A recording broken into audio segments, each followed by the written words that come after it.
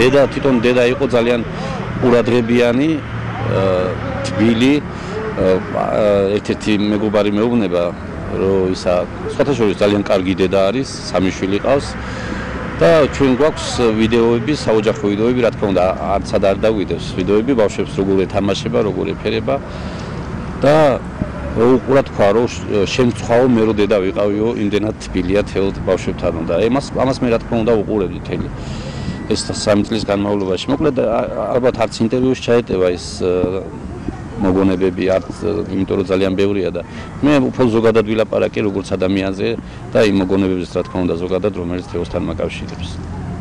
თუმცა ყველაფერი სადაც ხადია იმდენად თბილია თქვენ. რა თქმა უნდა.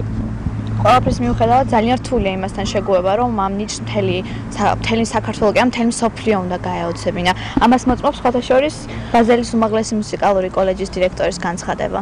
როდესაც მან გავრცელა განცხადება თეონას სიმღერის მოსმენის შემდეგ, ეს არქაული ტემბრი ღვთისწყალობაა და რა ბედნიერია, ერი, ვისაც დღეს კიდევ მიეცა ეს ხმა სხვა სამყაროდან. ასეთ ხმას არ შეიძლება გამოსცემდეს მიწიერი არსება, სასწრაფოდ მაჩვენეთ ეს გოგონა. ამ ადამიანმა, ვინც ეს წერილი დაწერა, არც იცოდა რომ თევა გარდაცვლილი იყო, უბრალოდ უნდა მიწვევა თავისთან, თავის ქვეყანაში და მე ვფიქრობ, ეხლა რაც ხმა არის, ეს ხმა დარჩა საბედნიეროდ, მაგრამ ერმა დაკარგა ალბათ ბევრი დასაწერი სიმღერა და ბევრი დასაწერი ლექსი და მუსიკა, რა თქმა უნდა, იმიტომ რომ თუნდაც ის 7 სიმღერა, რომელიც 7-8 სიმღერა, რომელიც სამწუხაროდ მე ვერ დავიმახსოვრე.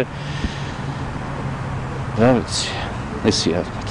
ასეთი იყო ჩემი პირველი გადაცემა. მომავალ შეხვედრამდე გვიყუროთ და ერთად გავიცნოთ საქართველოს საამაყო შვილები. დიდი მადლობა. დიდი მადლობა თქვენ, გაიხარეთ.